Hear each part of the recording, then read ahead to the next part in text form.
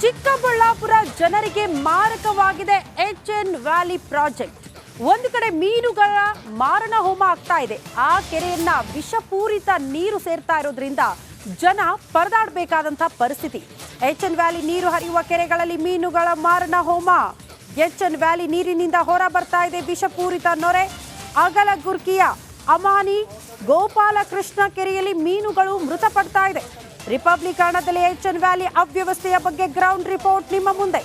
ವಿಷಪೂರಿತ ನೀರಿನಿಂದ ಮೀನುಗಳು ಸಾವನ್ನಪ್ಪುತ್ತಿರುವ ಶಂಕೆ ಈಗ ವ್ಯಕ್ತವಾಗ್ತಾ ಇದೆ. ಎರಡೇ ಹಂತಗಳಲ್ಲಿ ಶುದ್ಧೀಕರಣ ಆಗ್ತಾ ಇದೆ ಎಚ್ಎನ್ ವ್ಯಾಲಿ ನೀರು.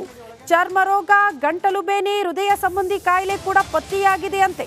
ಕಲುಷಿತ ನೀರು ಹರಿಸುತ್ತಿದೆ ಅಂತ ಸರ್ಕಾರದ ವಿರುದ್ಧ ಈಗ ಜನ ಆಕ್ರೋಶ ಹೊರಹಾಕ್ತಿದ್ದಾರೆ.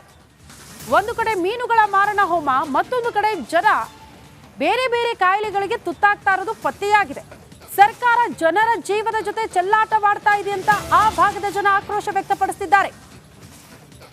ಎಚ್ಎನ್ ವ್ಯಾಲಿ ಪ್ರಾಜೆಕ್ಟ್ ನಿಂದಲೇ ನಮಗೆ ಮಾರಕ ಆಗ್ತಾ ಇದೆ ಅನ್ನುವಂತಹ ವಿಚಾರವನ್ನ ಪ್ರಸ್ತಾಪ ಮಾಡ್ತಿದ್ದಾರೆ ಜನ.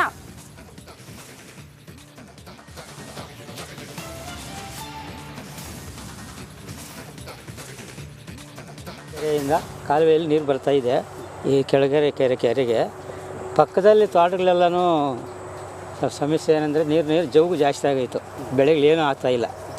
ಅದರಿಂದ ದೊಡ್ಡ ಪ್ರಾಬ್ಲಮ್ ಇದು. ಆ ಮೀನು ಎಲ್ಲ ಸತ್ತೋಗಿ ಎಲ್ಲ ವಾಸನೆ ವಿಷ. ಆಮೇಲೆ ದನಗಳಿಗೂ ಎಲ್ಲನೂ ಕಾಯಿಲೆಗಳು, ಮುಖಗಳೆಲ್ಲ ಥರ ಜಳ್ಳು ಕಾರಿಸೋದು ಇವೆಲ್ಲ ಆಗ್ತಾಯಿದೆ. ದಯವಿಟ್ಟು ಇದನ್ನು ಸಮಸ್ಯೆ ನಿಲ್ಲಿಸಿಬಿಟ್ಟು ಮತ್ತೆ ಮೀನಂದರೆ ಯಾವಾಗೂ ಅಲ್ಲ, ಇವಾಗ ಈ ಕೊಳಸೆ ನೀರು ಬರ್ತಾವಲ್ಲ ಸರ್, ಅದು ವಿಷ. ಆ ವಿಷಯದಿಂದ ಅದರಿಂದ ಅವು ಕುಡಿದು ತಿಂದು ಅದರಿಂದ ಅವು ಸಾಯ್ತಾ ಇದೆ. ಸ್ಪಾಟ್ ಇಂದಲೇ ನನ್ನ ಸಹೋದ್ಯೋಗಿ ಶ್ರೀಪಾದ್ ಪಾಟೀಲ್ ನೇರ ಸಂಪರ್ಕದಲ್ಲಿ ಜಾಯಿನ್ ಆಗ್ತಿದ್ದಾರೆ. ಶ್ರೀಪಾದ್, ಸದ್ಯ ಅಲ್ಲಿನ ಅವ್ಯವಸ್ಥೆ, ಜನರಿಗೆ ತೊಂದರೆ ಆಗ್ತಾ ಇರೋ ಬಗ್ಗೆ, ಮೀನುಗಳು ಮಾರಣ ಹೋಮ ಆಗ್ತಾ ಇರೋದ್ರ ಬಗ್ಗೆ ಕಾರಣ ಏನು, ಎಕ್ಸಾಕ್ಟ್ಲಿ ಮಾಹಿತಿಯನ್ನು ಜನರ ಮುಂದೆ ತೆರೆದಿಡುವ ಪ್ರಯತ್ನ ಮಾಡಬಹುದಾ?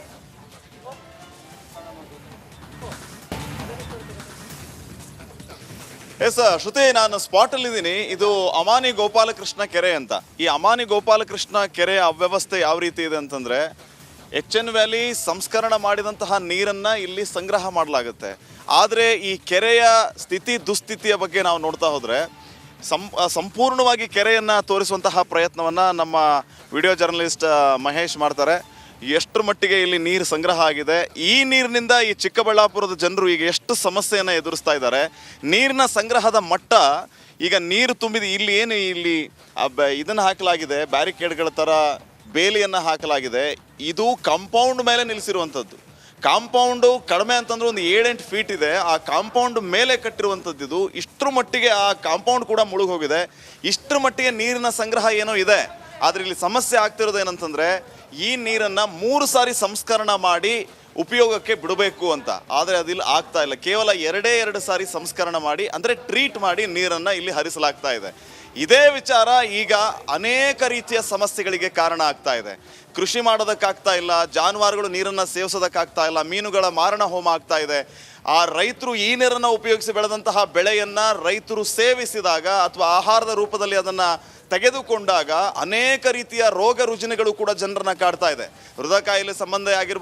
ಹೃದಯ ಸಂಬಂಧಿ ಕಾಯಿಲೆ ಆಗಿರ್ಬೋದು, ಅಥವಾ ಚರ್ಮ ರೋಗ ಆಗಿರ್ಬೋದು, ಗಂಟಲು ಬೇನೆ ಆಗಿರ್ಬೋದು, ಕ್ಯಾನ್ಸರ್, ಇದರ ಜೊತೆಗೆ ಫ್ಲೋರೈಡ್ ಯುಕ್ತ ನೀರು, ಹೀಗೆ 10 ಹಲವು ಸಮಸ್ಯೆಗಳು ಜನರನ್ನ ಕಾಡ್ತಾ ಇದೆ. ಹೀಗಾಗಿ ಜನರ ಆಗ್ರಹ ಏನಾಗಿದೆ ಅಂತಂದರೆ, ಯಾವುದೇ ಕಾರಣಕ್ಕೂ ಇಂಥ ನೀರು ನಮಗೆ ಬೇಡವೇ ಬೇಡ. ಒಂದು ಒಳ್ಳೆ ಉದ್ದೇಶದಿಂದ ನೀವು ಈ ಪ್ರಾಜೆಕ್ಟನ್ನು ತಂದ್ರಿ, ಆದರೆ ಇದೇ ನಮಗೆ ಶಾಪವಾಗ್ತಾ ಇದೆ. ಯಾಕೆ ಈ ರೀತಿ ಆಗ್ತಾ ಇದೆ? ಸರ್ಕಾರ ಈ ಬಗ್ಗೆ ಯಾಕೆ ಗಮನ ಹರಿಸಬಾರ್ದು?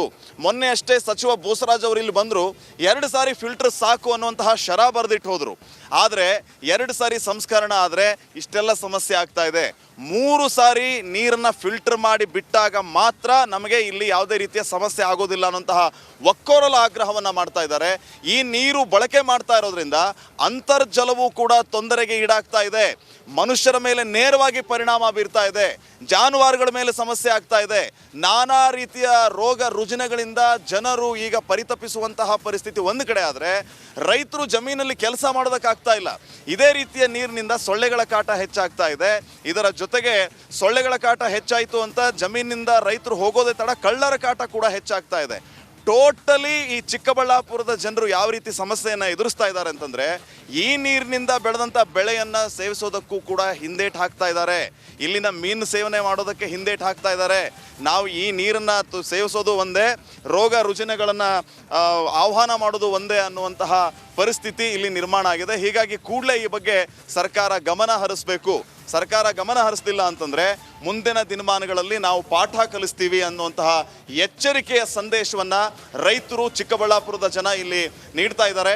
ಸಾಕಷ್ಟು ಸಂಖ್ಯೆಯಲ್ಲಿ ಜನ ಸೇರಿದ್ರು, ಅವರನ್ನು ಮಾತಾಡಿಸುವಂತಹ ಕೆಲಸ ಆದಾಗ ನೇರವಾದಂತಹ ಎಚ್ಚರಿಕೆಯನ್ನು ಸರ್ಕಾರಕ್ಕೆ ಕೊಡ್ತಾ ಇದ್ದಾರೆ. ಈ ಪ್ರಾಜೆಕ್ಟ್ ನಮಗೆ ಮೊದಲು ವರವಾಗಿತ್ತು, ಆದರೆ ಈಗ ಶಾಪವಾಗ್ತಾ ಇದೆ.